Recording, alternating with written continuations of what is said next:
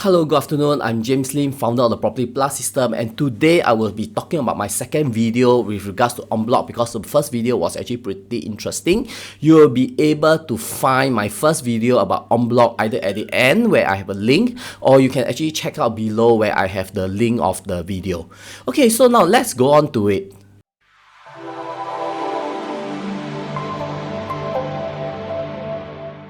Before we get started, make sure you subscribe to this channel on YouTube and click on the alert notification.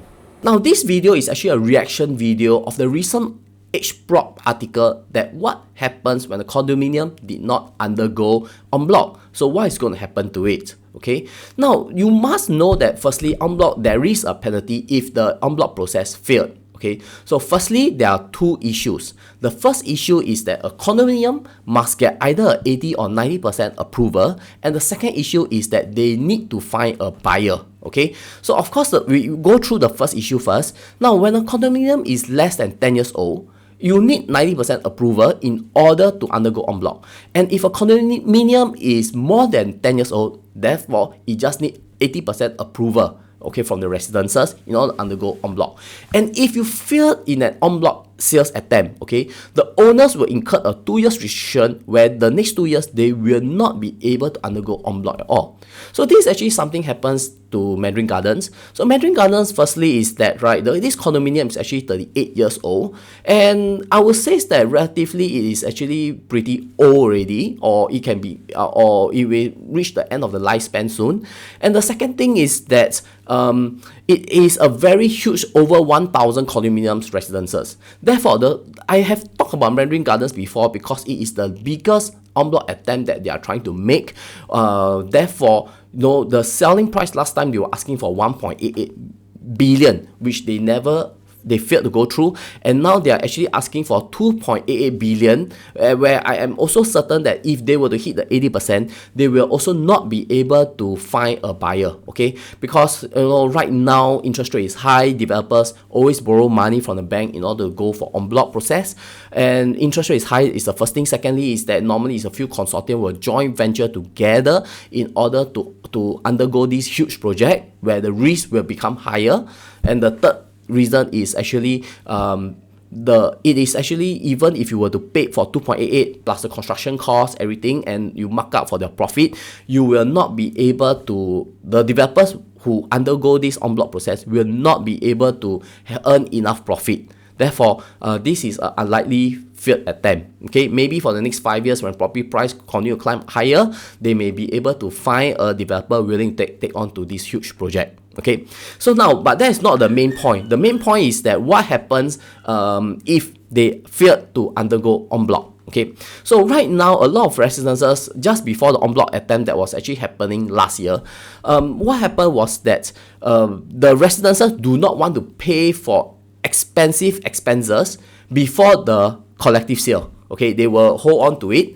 So once this collective sale failed that time, okay, they no choice, they have to undergo certain upgradings. So certain upgradings that is required by the government, okay, or required by the BCA authorities is that, number one, they need to replace your water tanks. Your water tank is old, there may be leakage, okay, they need to, and even the authorities will say that, okay, the BCA will actually mention that there are certain upkeep that you need to maintain, or you need to change once every 10 years, and you have to factor into all these costs. So for example, lift maintenance is one very popular one that you need to do one every 10 years, repainting of the buildings, water tanks, waterproofing. So for this condominium, the two main issue will be replacing of the water tanks for every block, and also waterproofing works, and these two are compulsory by authorities.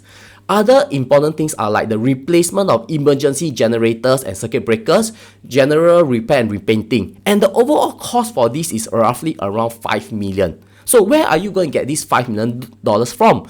So this $5 million actually comes from the maintenance fee that is actually from the sinking fund. Okay. The good news for Mandarin Gardens residences is that they have consistently, or this condominium is big enough to pay to hold on to a very good amount of sinking fund. How much sinking fund do they have? Honestly, I do not know. The only person or group of people who know are those who are sitting inside the MCST committee. Okay, so of course, when the sinking fund become lower that time over the years, definitely it need to top up. and this will cause the maintenance fee to increase. So as of now, for this failed en-bloc attempt, that they have a very low approval rating of 42% only. So only 42% of the owners are okay to go ahead with en-bloc. Now, majority of these owners are actually the smaller units, the 1, 2, 3 bedrooms, where the bigger units like 2,000 square feet and above, 4 and 5 bedrooms, right, they do not want to undergo en-bloc. Okay, so looking at the next 5 years, this 42%, I don't think it's going to increase to 80% because it's like close to double. Therefore, I feel that the chances of en-blocking for the next 5 years is very low, which is roughly, I guess, as an estimate, is roughly around 30% probability. Okay, so now if you go and look on Property Guru, you will see that there is 100 over listings, and majority of these listings are actually from the lower range of the bedrooms or lower sizes, 2 to 3 bedrooms that is not more than 1,600 square feet. Okay, so before this en-bloc attempt, you'll see that there's no listings on Property Guru itself, and now since this en-bloc has failed that time, the number of listings has actually exponentially, okay, or everyone want to try to sell off their condominiums. Okay, definitely, likely they may know that the cost of maintenance fee is going up. Okay, so one of the most probable en-bloc reason is maintenance fee. There'll be a point of time where it will be too costly, like maintenance fee will increase to maybe over $1,000, and then it is no longer worth it to hold on to this property anymore. Therefore, it's better to en-bloc it and to move on to somewhere else. Okay, so the first thing is that they have to spend $5 million, as I said previously, for necessary expenses. Okay, now the next AGM they are going to do is that they have a long wish list to rejuvenate the old condominium. Okay, for example, okay, what they are doing right now is that they are going to ask all the residences, hey, what do you want to do for this condominium? They may undergo a voting. They may ask for suggestions, and then during our next AGM they will decide on how much they want to spend. So of course, what is some of your wish list that I would like to share with you is like, number one, they want to upgrade your function room. Well, it is something that is very doable. Upgrade your swimming pool, add new bicycle racks, okay, install solar panel on rooftop in order to reduce the total number of electricity costs, upgrade the lift interiors, okay, add in outdoor gym for the seniors, bring in new restaurant owners or restaurant operator for your restaurant that is inside the condominium. They also want to add in 26 new EV chargers in the car park. Okay, so all these are all additional costs where they will vote in their next AGM to see that what and how much should they spend on. So if you are residents there, of course you can sit inside the AGM. You will then be able to know how much is their sinking fund, how much they want to spend, and if the money is not enough, they have to increase the maintenance fee. So even increasing on maintenance fee is also part of the AGM. Now, the next issue I just want to share with you is also about the rise in the maintenance costs. Okay, so everywhere in Singapore, maintenance fee is all increasing. You can't escape away from it. Okay, so I just roughly over the last, I would say 5 to 6 years, if you say that the pre and post COVID time, maintenance fee has in general increased about $100 to $300 per month. Okay, now this increase of maintenance fee roughly is due to the inflation and higher development and building costs, and also the higher of the manpower costs. So recently, or rather previously, you have heard of this progressive wage model in which the government was actually talking about it, okay? Or the government actually implementing this progressive wage model, or PWN.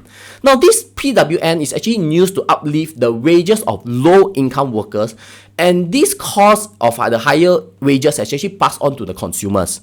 So just to give an example, it affects condominiums a lot, okay? Because these low-income workers basically are those that are maintaining your condominiums, like your gardeners, your swimming pool maintenance, and especially the cost of the security guard.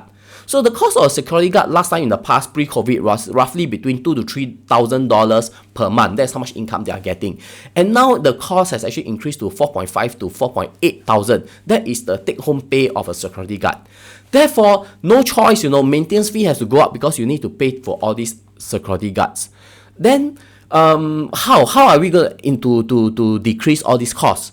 So there are a few ways that condominiums are reducing all these costs. So if you want to, one way of course is to employ less security guard. Then of course you need to do more surveillance, means you add in more security camera in order to help this security guard. So this is what some condominiums are doing. Okay, so you will see that some certain condominiums are, those in the District 9, Orchard Road properties, they used to have water fountain running throughout the day. And then because they want to cut costs also, they also switch off the water fountain already. So there are some condominiums, they literally they don't maintain so well. They are actually cutting costs on all these maintenance fee. But very important, maintenance fee, they come into two. One is for the upkeep, and then one is the sinking fund rather, that is for the future construction costs for all these upkeeps. So these are the two things that they have to pay. So of course now definitely that there'll be a point on day where I just share with you that the cost will go up until too high that time, where the maintenance fee is no longer makes sense anymore. Because of the sinking fund become too low, they have to increase the maintenance fee. Therefore, the cost will definitely go up. So doesn't mean that 100% you will be able to make a profit from en-bloc. Okay, you will make profit from en-bloc if you hold on the property for long term. So for example, if you are keen in Mandarin Gardens and your plan is to stay there for 5 to 10 years, okay, and then maybe we will try it on en-bloc again, yes, I feel that you can go ahead. But of course, if you want to hold it for 3 years and then you hope for en-bloc, my answer is definitely no, because I've been hinting previously that the chances of en-bloc now for the next 3 years is like less than 30%. Chances is very low. I do not think that you will undergo en-bloc. So if you are thinking of buying a big unit for Mandarin Gardens, right now I see the PSF is like 1,600 and below. For a 60-year-old property, I think it's quite an okay buy if you want to buy for the space within. Okay, other than that, that's all I have for you. If you like this video or if you have any comments, please feel free to type in below. That's all I have for you. I'll see you in the next video. Thank you so long and bye.